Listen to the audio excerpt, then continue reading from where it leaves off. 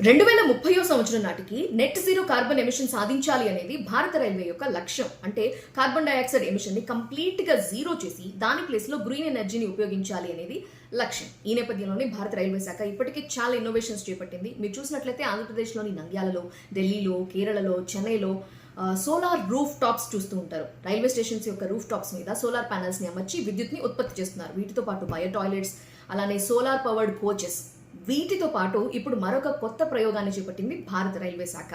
మొట్టమొదటిసారి భారతదేశంలోనే రైలు పట్టాల మధ్యలో సోలార్ ప్యానల్స్ ని అమర్చారు. వారణాసిలోని బెనారస్ లోకోమోటివ్ వర్క్స్ BLW వద్ద ట్రాక్ మీద 70 మీటర్ల పొడవు వరకు మాత్రమే 28 బైఫేషియల్ సోలార్ ప్యానల్స్ ని అమర్చారు. వీటిని బైఫేషియల్ సోలార్ ప్యానల్స్ అని ఎందుకు అంటున్నామంటే, రెండు వైపులా కూడా ఇవి కరెంట్ ని ఉత్పత్తి చేయగలవు. ఒక్కొక్క ప్యానల్ యొక్క బరువు 31 కిలోలు ఉంటుంది.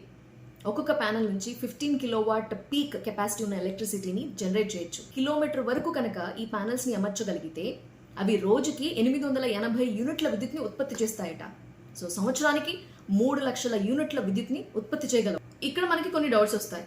వర్షం పడితే పరిస్థితి ఏంటి? వర్షం పడినా కూడా కరెంట్ ప్రొడక్షన్ అనేది ఆగదట. ఇన్ఫాక్ట్ ఆ సోలార్ ప్యానల్స్ క్లీన్ అవుతాయట. ఒకవేళ ట్రైన్లో ఉన్న వాళ్ళు టాయిలెట్ యూజ్ చేస్తే, ఇప్పుడు ఆల్రెడీ బయో టాయిలెట్స్ తీసుకొచ్చారు కాబట్టి ఆ సమస్య ఉండదు అని చెప్తున్నారు. ఇప్పటి వరకు జర్మనీ, జపాన్, నెదర్లాండ్స్లో చూసినట్లయితే వాళ్ళు రైల్వే స్టేషన్స్ యొక్క రూఫ్ టాప్స్ మీద మాత్రమే సోలార్ ప్యానల్స్ ని అమర్చారు. ఫస్ట్ టైం ప్రపంచంలోనే భారతదేశం మొట్టమొదటిసారి ఈ రైల్వే ట్రాక్స్ మధ్యలో ఈ సోలార్ ప్యానల్స్ ని అమర్చింది. ఇది పైలట్ ప్రాజెక్ట్ మాత్రమే. ఒకవేళ ఇది సక్సెస్ అయినట్లయితే కనుక ఎక్స్పాండ్ చేసే అవకాశాలు కూడా కనిపిస్తున్నాయి. దీనివల్ల రైల్వే పవర్ బిల్లు తగ్గుతుంది, పర్యావరణానికి కూడా మేలే అని చెప్పాలి.